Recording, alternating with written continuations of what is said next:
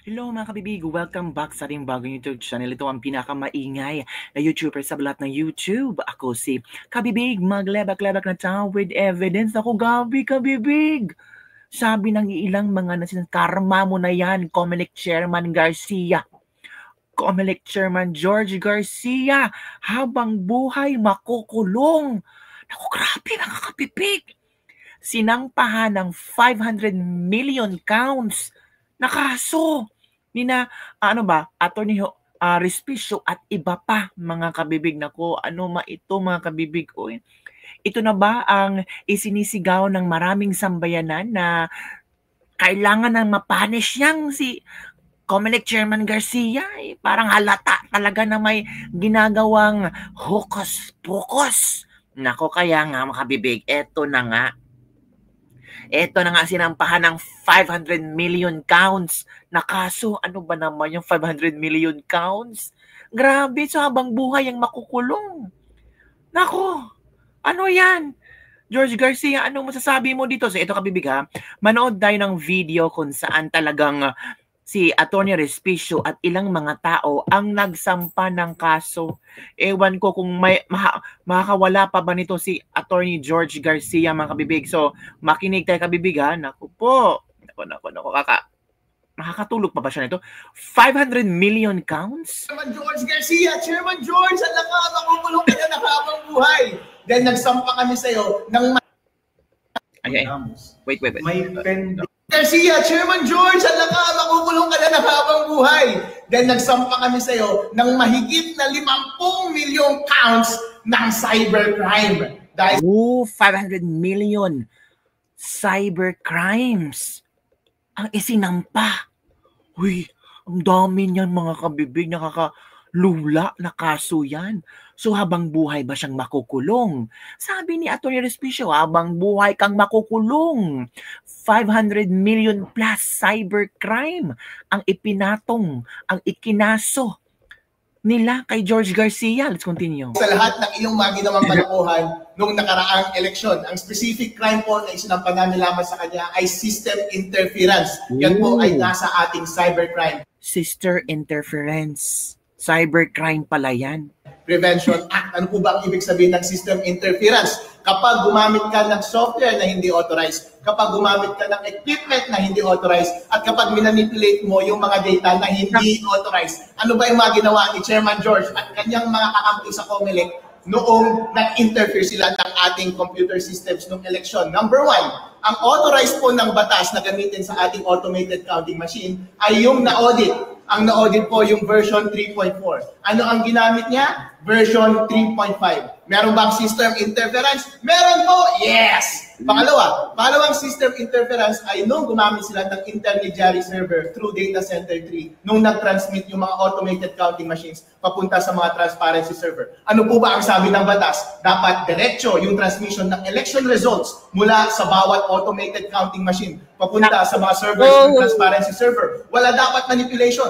Pero inamin mismo ni Chairman George Garcia na nakialam sila sa gitna. Minamanipulate nila lahat ng election results, kinokolate nila at pinapadala nila every 15 minutes. Malinaw na malinaw, umamin na kaagad, napakadali na kaagad ng trabaho ng NBI. Pasok na kaagad sa system interference pagdating sa transmission. Pangatlo po, umamin pa rin siya ng pag-delete ng mga election results, in particular 5 million votes. Inamin niya po yan sa media na after may ipadala yung mga election results na 5 million, di-delete po niya iyon. Pag-amin po ba iyon ng system interference? Opo. Bakit po mahigit 50 million counts ng system interference ang isinampa namin kay Chairman George Garcia laban sa kanya at kasama ng kanyang mga kakampi? Dahil po, sa paggamit ng software, kada shoot mo ng balota ay isang pag-operate po yun ng software. Kaya kapag gumamit ka ng maling software, kada basa ng isang balota, isang instance po yun ng system interference. Ilan po ba ang nakas na balota sa ating bansa noong nakaraang eleksyon? Mahigit na 50 million votes.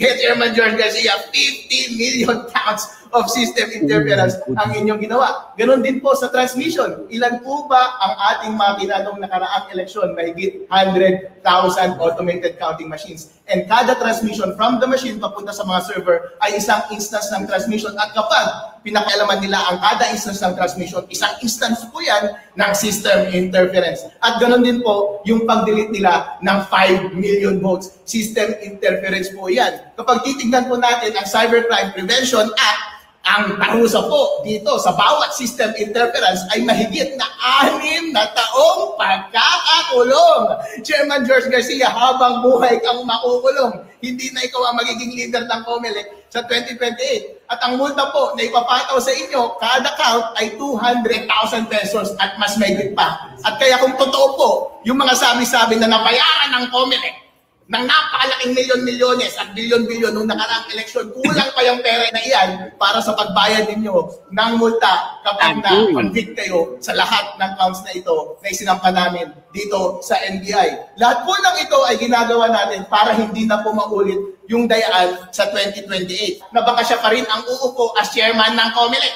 Tandaan po natin, ang tenure ng mga COMELEC commissioner ay rolling 7 years. At siya pa rin siguro ang uupo sa 2028. Mga taong bayan, gusto nyo pa rin bang si Chairman George Garcia ang mag-lead ng COMELEC sa susunod na eleksyon? Wag na po!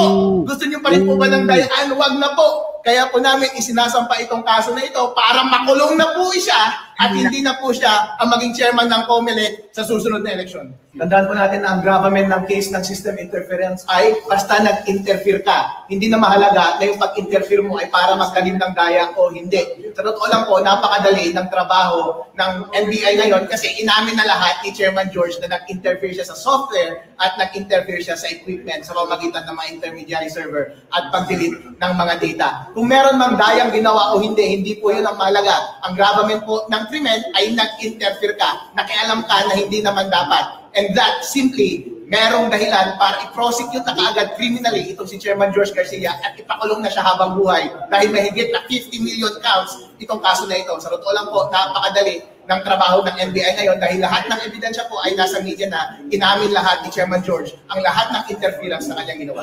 Ang problema, ang NBI. Action kaya ang NBI? Anong maging action ng NBI hinggil dito? Dapat sana sa Supreme Court ito sinampa. Bakit sa NBI? Kasi cybercrime. Diba? Cybercrime mga kabibig. So, hintayin natin kung ano ang maging reaction, kung ano ang maging update ng NBI hinggil sa isinampang kaso na Atty. Respicio at ilang mga, may bishops pa ha? May mga nasa, simbahan. Sumama kina Atty. Respicio para magsampa ng 500 million lagpas pang counts ng cybercrime. Kasama namin napakaraming pari, mga bishop at napakaraming general. Ibig sabihin, ang pinamit ang Panginoong Diyos at ang militar sa ating bansa. Nagkaroon ba ng dayaan noong 2025 elections? Nagkaroon ba ng nakawan ng boto ng sambayanang Pilipino? May mga very disturbing signs. At yun po yung gusto natin malaman sa kaso na sinampa natin ngayon. So, a group of bishops and retired generals and civil society leaders nagsampa ng complaint dito sa NBI dahil gusto nating malaman ang katotohanan. May 3 allegations po tayo essentially. Una, kasi yung certified and audited na software program na 3.40 na dapat i-install sa lahat ng automated counting machines in all precincts nationwide, pinalitan nila ng unaudited and uncertified program 3.50. Yun pong una. Pangalawa, nasa batas kasi required na lahat ng election returns galing sa ACMs, counting machines, sa lahat ng presinto nationwide, dapat directly na ipapadala yan sa COMELEC Central Server at sa 5 transparency servers tulad ng PPCRV, Media, NAMFREL at yung dominant political parties. Pero hindi ganyan ang nangyari. Pinadaan nila sa isang intermediary server or system doon sa data center 3. At ito yung unang tumanggap ng proseso at ng consolidate ng election results data bago pinadala sa PPCRV, sa NAMFREL, sa Media at 2 dominant political parties. So, gusto nating malaman, nagkaroon ba ng alteration or manipulation o dayaan? So, that's why po, in-invite natin ang itong NBI na pwede bang imbestigahan ninyo para malaman natin. So yun lang po, Chairman George Garcia, Hindi po lahat ng Pilipino ay bulag at takot at natutulog. Mahaba po ang kamay ng hustisya.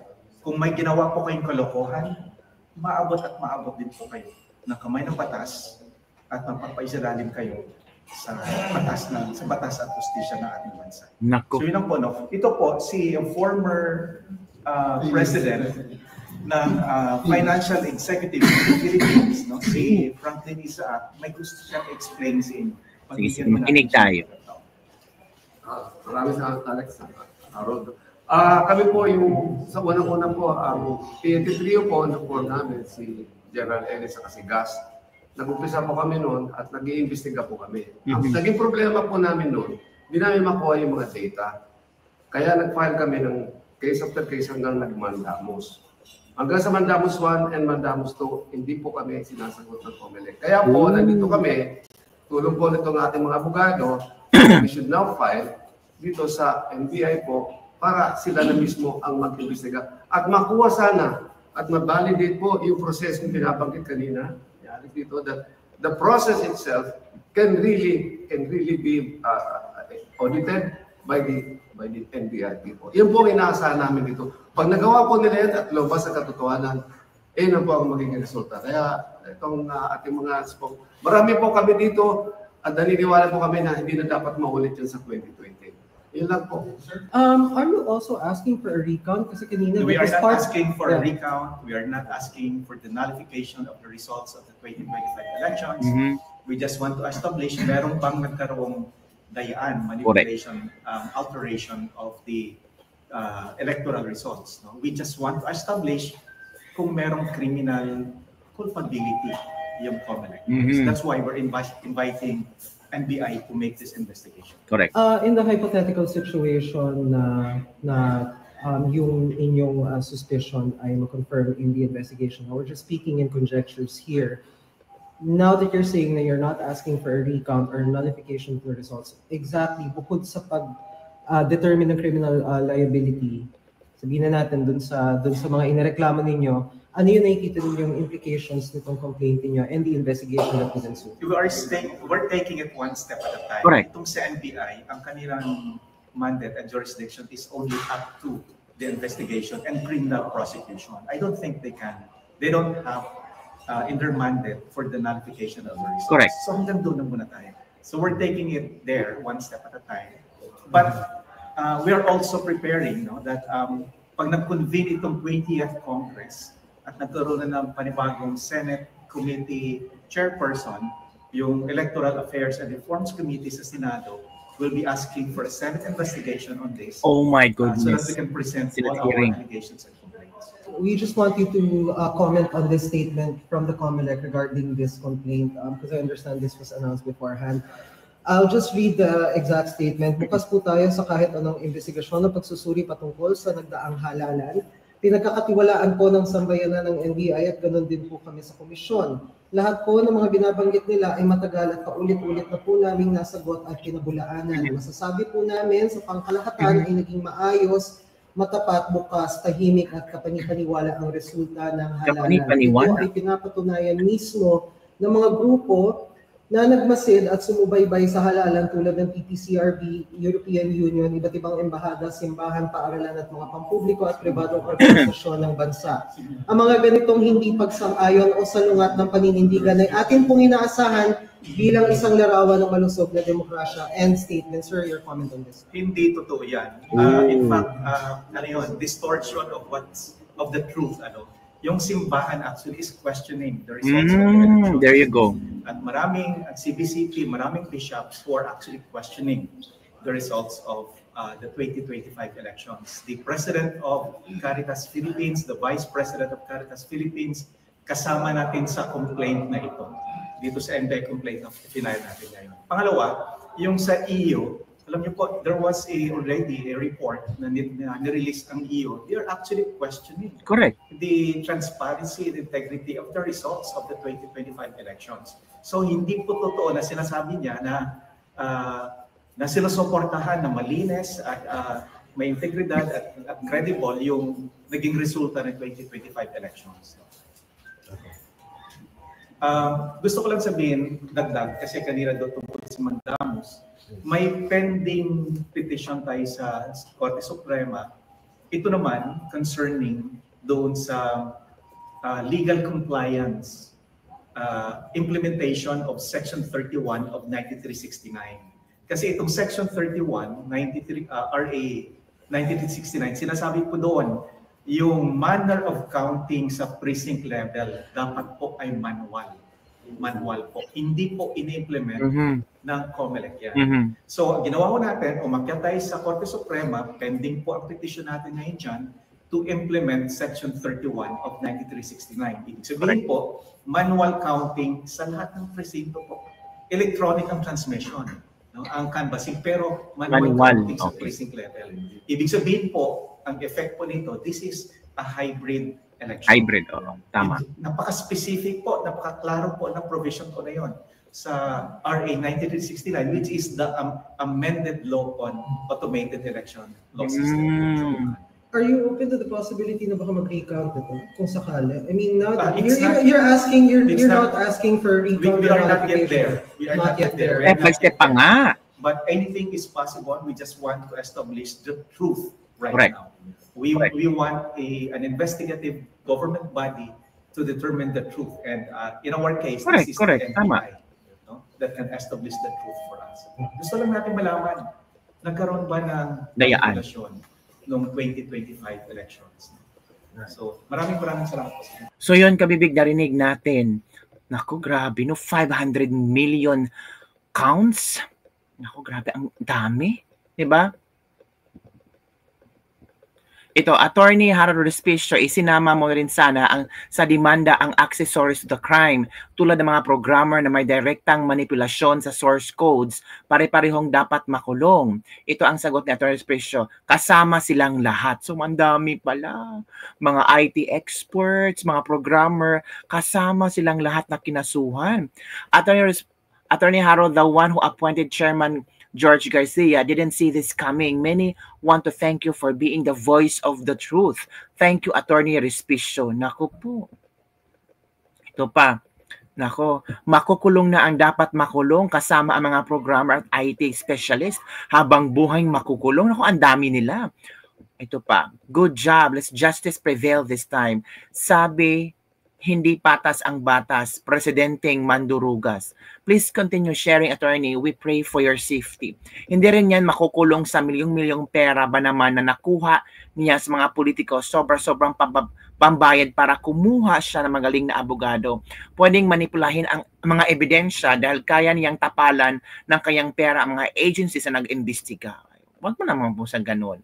We believe naman po ng ating mga agencies ay fair and truth in doing their job. Lalo ng NBI, sila yung naatasan na mag-investigate. And I'm sure may paniwala tayo sa NBI. May malaking salute tayo sa NBI na gagawin nila lahat para maging fair, para maging transparent ang kanilang investigasyon sa issue na ito. Dami, no? 500 million count cybercrime? Paano ito lulusutan ni George Garcia? Hindi man pwede itong basta-basta lang na tawag dito na mabasura ang kasong isinuminte.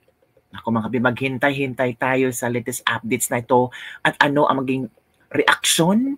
Well, nagbigay na ng reaction si George Garcia na it's part of democracy na may kalayaan silang maghabla, may kalayaan silang magtanong. So at least George Garcia is very open to this particular situation right now. Ang tanong, nasa NBI na talaga kung ano ang maging resulta ng kanilang investigation. So lang kabibig ang ating latest libag-libag for today. Don't forget to like, subscribe, and share this video. Bye everyone. See you next time. Ako, Ricardo na to.